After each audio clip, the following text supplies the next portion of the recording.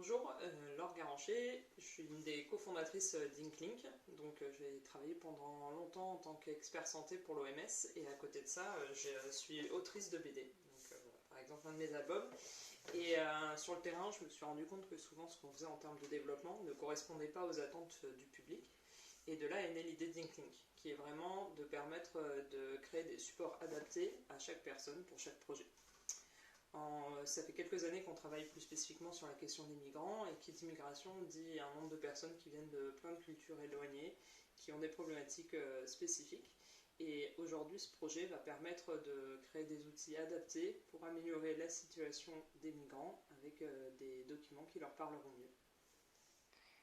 Les outils Inklik ne sont pas forcément des BD traditionnels. Par exemple, ça c'est un projet qu'on a créé pour des femmes dans un foyer d'accueil mère-enfant, où on a changé la façon de présenter la BD pour des personnes qui n'ont pas forcément l'habitude d'en lire, avec pour objectif de présenter des portraits de femmes où elles pourraient se reconnaître et comprendre ce qu'elles allaient traverser dans ce foyer. Un autre outil qu'on a développé pour accompagner le parcours psy des migrants, c'est un jeu qui leur permet de raconter leur parcours dans une démarche positive, de parler d'eux. Marion Mirgagnan, je suis éditrice de bande dessinée. J'ai travaillé pendant 10 ans au sein de maisons d'édition en tant que salariée et j'ai quitté mon poste pour faire cette activité en freelance et rejoindre notamment l'association The Inklink. Durant ces 10 années en maison d'édition, j'ai beaucoup travaillé sur des bandes dessinées dites du réel, la BD de reportage, la BD vulgarisatrice scientifique, les récits de vie. C'est toujours une forme qui m'a beaucoup intéressée parce que la BD est vraiment un outil incroyable pour transmettre tout un tas de sujets thématiques, les rendre vraiment compréhensibles, intéressantes, parfois drôles pour certains sujets graves. Et c'était assez logique du coup de rejoindre The Inkling pour faire de la bande dessinée vraiment engagée sur le terrain et accompagner des associations et des ONG. Et je me suis occupée récemment du montage d'une exposition autour de la problématique des migrants syriens au Liban avec une ONG qui s'appelle Première Urgence Internationale. Et c'était une expérience absolument géniale puisque j'ai pu moi-même déjà comprendre beaucoup plus de choses sur le sujet.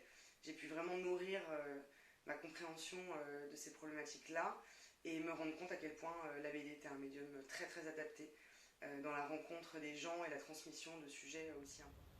Je m'appelle Hélène Battiot, j'ai rejoint The Inkling il y a à peu près 3 ans maintenant. J'ai travaillé avant pendant plusieurs années au service événementiel d'une maison d'édition de bande dessinée. Et puis je me suis installée à mon compte comme écrivain public pour aider les personnes dans l'écriture de leur récit de vie via des biographies, des ateliers d'écriture. J'ai rejoint l'association parce que je suis convaincue que c'est de cette méthode dont on a besoin aujourd'hui. Je pense que les bénéficiaires doivent vraiment être impliqués, qu'il est important qu'on entende leur voix et qu'on les fasse participer.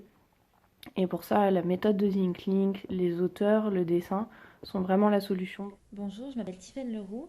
Je suis maman d'une petite fille de 8 mois et sa naissance m'a donné envie de m'investir pour les autres, pour changer le monde et son monde à mon échelle.